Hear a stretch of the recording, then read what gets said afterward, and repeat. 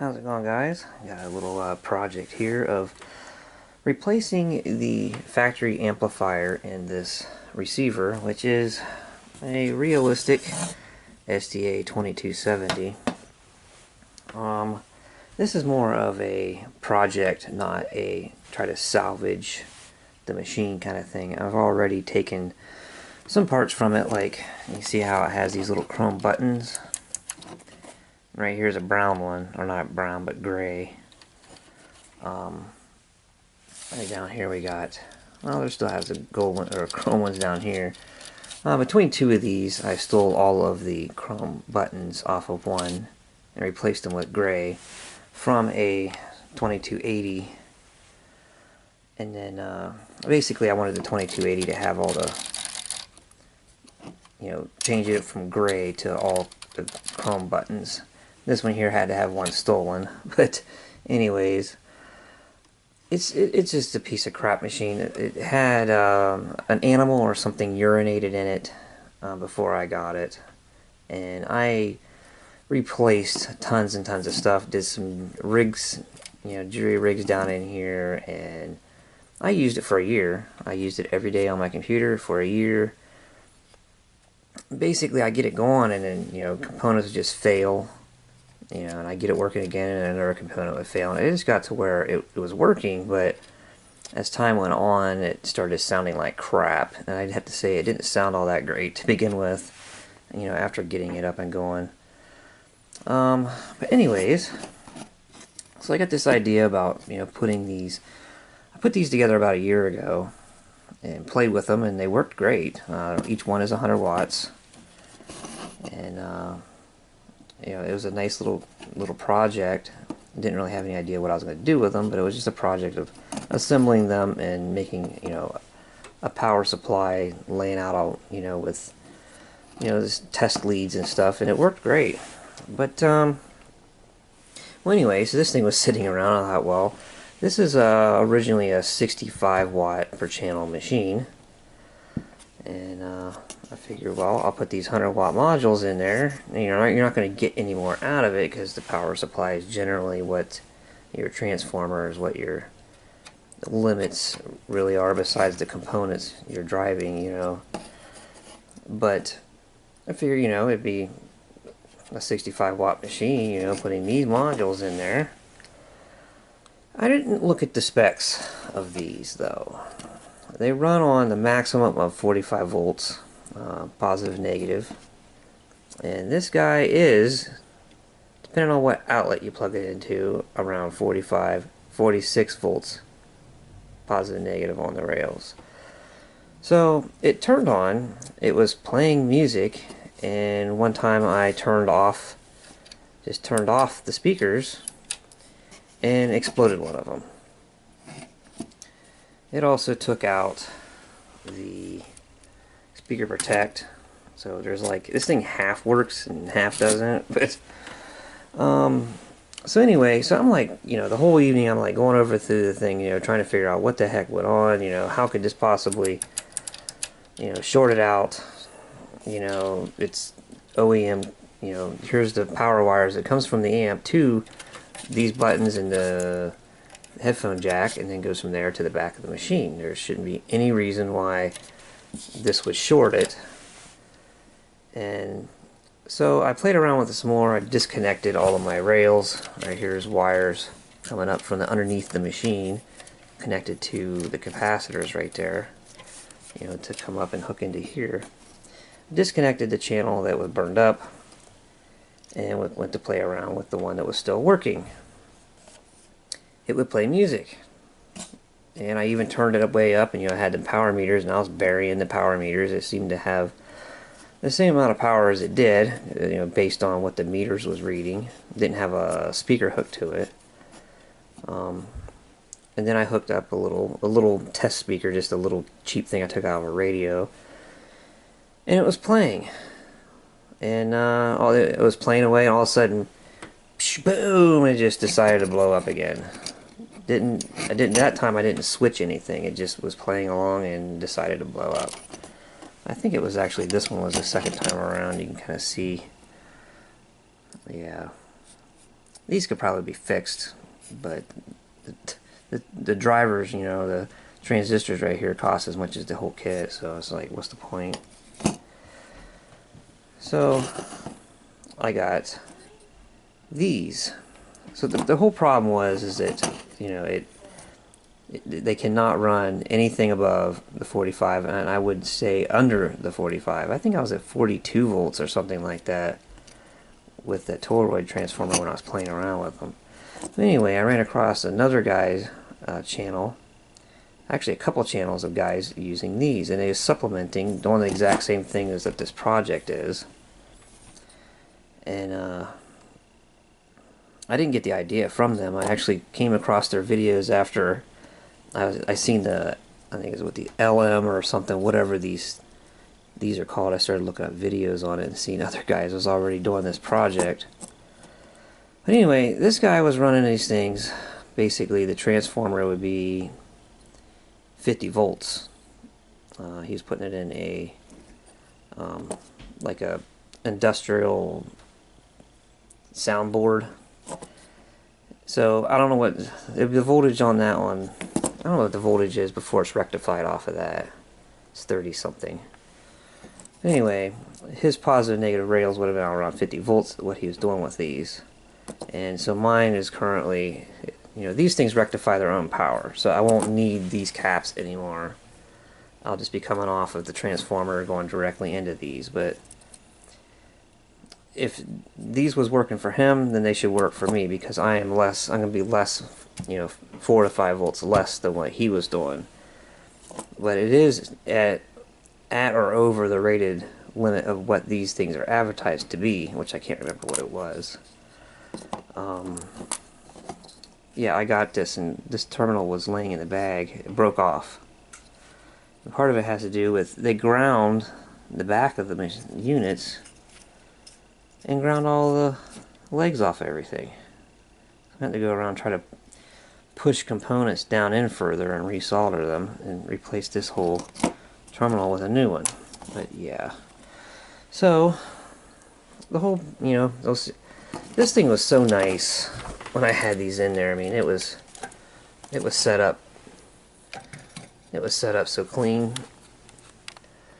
I mean, this heatsink condition, you wouldn't be able to, you know, hook this up to some big speakers and just play it for hours like that. They would burn out, overheat and burn out. Like I said, this is just a project. It's not, you know, meant to be the dependable, functioning forever kind of thing. It's just a, you know, something to do, little project. But these right here will definitely fit in there a lot better. You know, these are supposed to be 100 watt, excuse me, 100 watt as well. I find that a little bit hard to believe, but I don't know. There is a John Audio Tech guy. His channel's called John Audio Tech. He's playing around with them. I think he had him at like 80 watts, which is unbelievable. I can't imagine you're going to get very good bass response with these. I think it would fall out around with bass with these caps. You're only looking at, between the two of them, you're going to have 4,400 microfarads per rail. You know, figure positive and negative. So I don't know. Might be. I have some capacitors like 1,000 microfarad. I could add to them maybe later. Alright, we'll just put it together and see if we can't get it going the way it is. Alright, so the first thing we need to do here to kick this project off is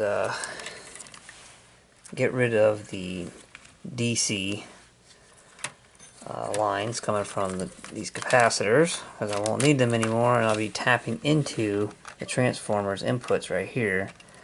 But I do believe I need to leave them intact, because some of these regulators and things that powers other devices in the machine actually also uses these inputs.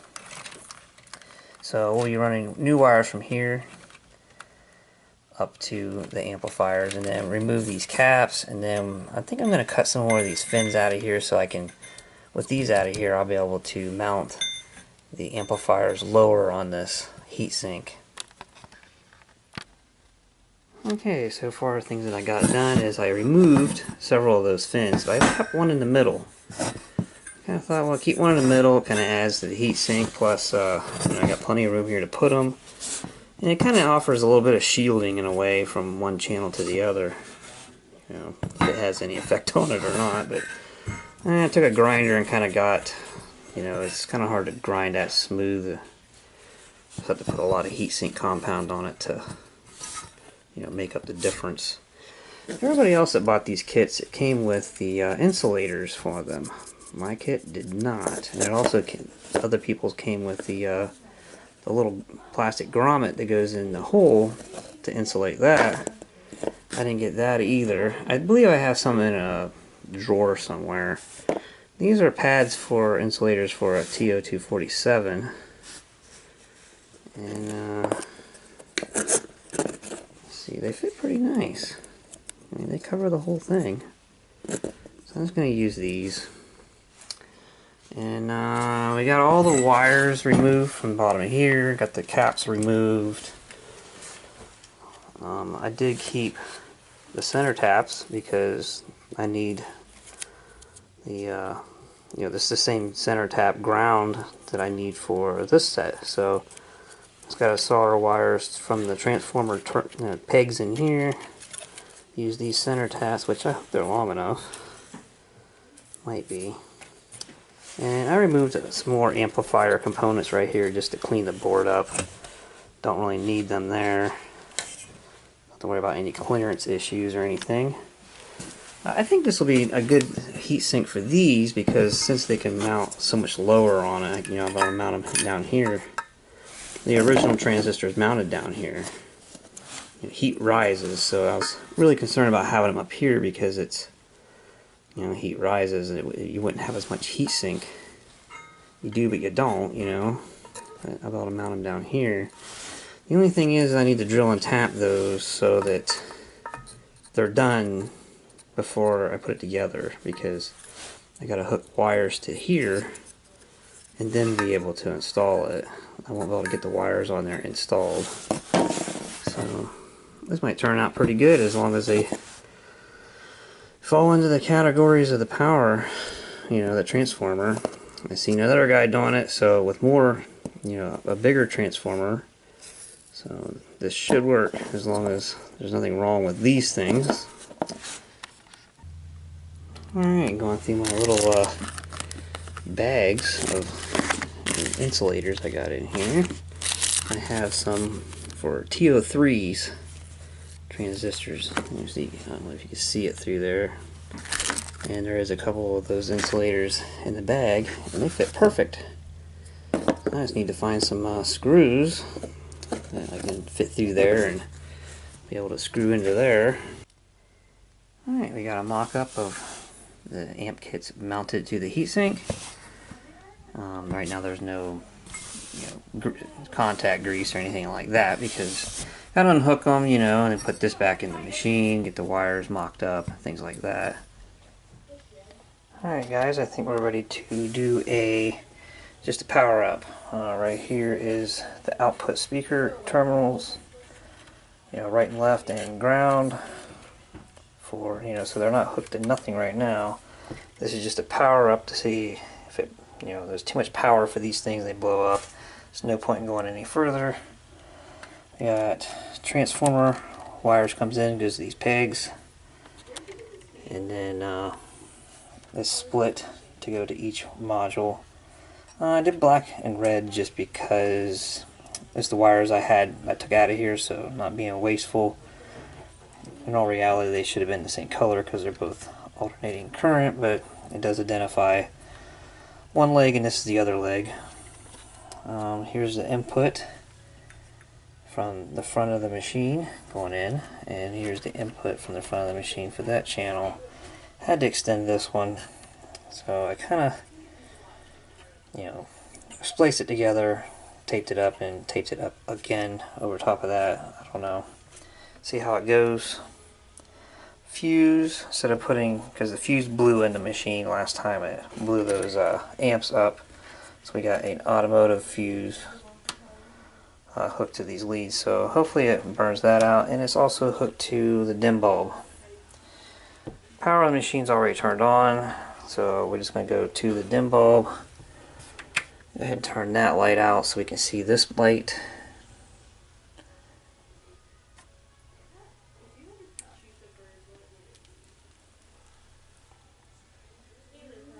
So now we just wait to see if anything overloads. Alright, I left it running for a couple of minutes. Nothing smoked. I had shut it off. Nothing seemed to be warm right here. So now we got a setup where we got both speakers hooked up. And power it up and see what we get this time. Dim bulb. Got a hum.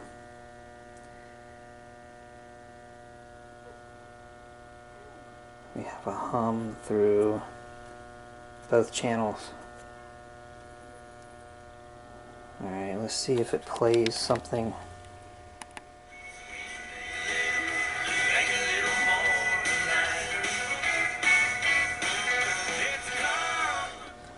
Alright, sorry I jumped with the camera, but when I first turned it on, it popped. There's no speaker protection delay right now.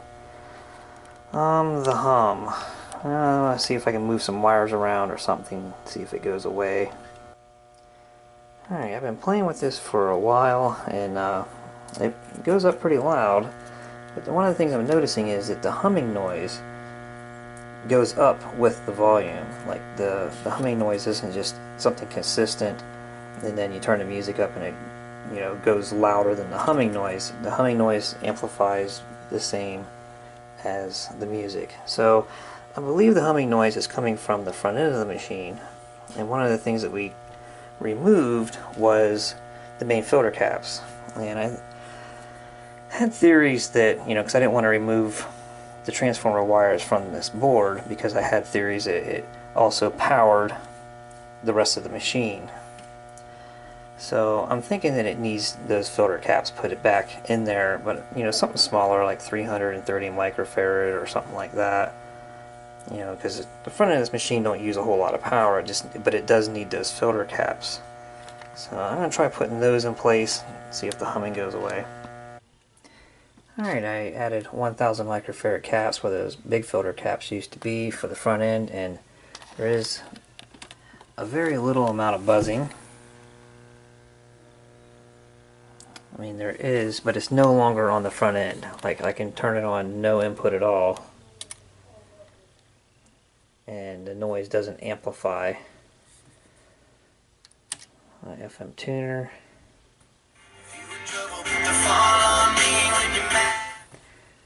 And we'll go to auxiliary, which is my phone. Right now it's still plugged into the dim bulb, so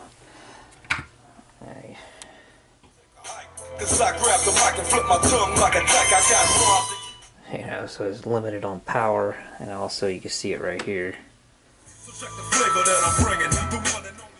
And so right now it's kind of limited, but anyways, I think I'm going to end the video here, come back with a part 2. One of the things I'm kind of curious is if the buzzing completely goes away once we're going through the output switches, and we got there's some resistors on it for the headphone jack, and then it goes from the switches to the back of the unit, which has some resistors and things like that to ground to the terminals of the speaker outputs. Also, the grounding from this going to the speakers right now will actually go back to the star ground, if you want to call it, down here, and then the speakers will actually connect to the ground on the back of the machine. So the buzzing may go away with just doing that stuff. But it also, I'm kind of interested in is these amp kits going to burn out turning on and off the speakers, because that seemed to be where the other ones would, they play music till you turn the speakers off, and then for whatever reason, and there's no reason that this is going to be shorting, but it could have been just because of the fact that they were so high on the voltage, on their supply voltage, that it was just on the edge of blowing up anyway, so any kind of like switching or hooking up and disconnecting a load was enough to throw them over the side. Who knows? But I think that's all I'm gonna do for this one. Okay, guys, I was going to break this up into two parts video, but I've been playing with this thing for probably 5-6 hours on and off, and getting rid of the buzzing noise is no hope of getting rid of it. There is a possibility I could build a circuit that basically this amplifier kit right here has a filter in the the input of it. You got a capacitor here, a couple of resistors, and here is the schematic for it. You can see here, this whole area right here is like a pre-filter, and I think that if these kits here had that, which you can tell just by looking at the size of this thing, I mean, there is just the basics of what is needed to operate this device. You know, you got right here, this is basically the same thing but with discrete components rather than just using a chip, but they went a little bit the extra, mile as far as putting extra filtering and stuff on it. Things that I've done as far as experiments, I disconnected the front, the receiver part of it from the amps, put headphones on the front of the machine to see if buzzing was coming out of it. There is no buzzing. Pretty much the problem is that I don't think these amps like sharing a power supply with the front of this machine, because basically how this is going is you got a tap coming out of this transformer that goes down here, gets rectified, goes through these regulators to run this part of the machine, and also I'm tapping into those taps to power these guys. So I think it's just most of it is a fact that they don't like sharing power supply, and even most receivers have different taps, different taps to run the rest of the machine, while the amplifiers run on their own tap, which these realistic machines of this series don't seem to do that. There is different taps on the transformer. One is running this power light right here, and another tap is running the tuner, and then the other tap runs the rest of the machine. It's so the only way I think that I could get a different power supply in here is actually take another transformer like this, kludge it somewhere, and actually run different power supply.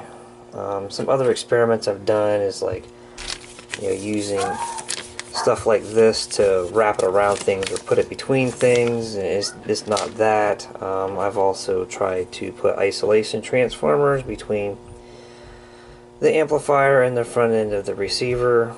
The only thing this did was kill all kinds of bass and cut the power, the gain down from the front of the machine, and it just made it sound like I'm just talking through the phone, which is pretty much what these devices was for. Just isolating your telephone from the rest of the system. But so yeah, I mean, this has been a fun project, but that's all it is. It's not going to, I'm not going to keep this thing together. I'm going to use it for parts. It's amazing, really. You take something like this, which was basically what was in this machine times 2. These little kits right here, this little chip on this amp is replacing these two guys right here and these two guys right here, and even some other components on this board, which is amazing. Power output, they're mean. I mean, they really are. I mean, they're not as easy giving for bass as what the other amplifier was, but I can turn it up, and I mean, it's just as powerful of a machine with those in there as what it was with a likeness to this. Some other things I've done is I added some capacitance to here. Other tests, like John Audio Tech tested these boards, but one of the things I was kind of noticing is that if I put like some really low bass through the machine and have the bass up pretty good, I could hear there is a buzzing on this machine all the time, but whenever it would be an amplified zero zero zero zero as the bass was hitting, and there's not enough capacitance. Even now, adding 1,000 microfarads to each of these is still, there's not enough capacitance. These kits would be perfect for running them at, say, 50 watts or less, basically limited by the power supply. But with this configuration I got with this transformer, they are at the top end of their voltage, so you're not going to get any more out of them than what I got going right here for them, other than this transformer might not give them enough current. The voltage is definitely at the limit, but it might not give enough current. But either way, well, I guess that would, if this can't give enough current, it's not going to give the capacitors enough of the more current. If I had a bigger transformer, the less capacitance you'd have to have. So yeah, if I said all that right. Sometimes I think backwards, or don't say what I'm thinking. But anyway, yeah, I guess you could have a bigger transformer. It seems like a lot of these Chinese kits are depending on the fact that you would be using a toroid transformer, which is going to give you a lot more current and lower voltage, because most of these kits can't run on one of these stereo receiver transformers. I've shopped for several of these kits, which I can show you. Here's one, and here is a one of them Class A type, all NPN kits. Rated at well over watts. I think those are rated for like 120 watts. And you can't use a transformer any bigger than this, which is, in this machine, was good for 65 watts per channel. So it seems like stereo receivers are geared more towards real high voltage, and maybe they're doing that to try to compensate for the size of the transformer they can fit in a machine, or cost, but these kits seem to be geared more towards lower voltage and the fact that you would have a giant transformer. So it's hard to get these kits to get full potential out of down in a machine like this with the transformer that's in here, because one, the voltage is going to be too high, and you're not going to offer enough current to get the rated power out of it. Alright, so well, anyways, it's been a fun project. I do plan on probably using this transformer, and I got one just like it, for that quad amplifier kit, so each channel will have its own power supply, just because you'll be able to get more current per channel, not having to share the same one. So given the fact that I got two of these, I'll have to have two rectifier boards with filter capacitors, but yeah, hopefully that'll be an upcoming project.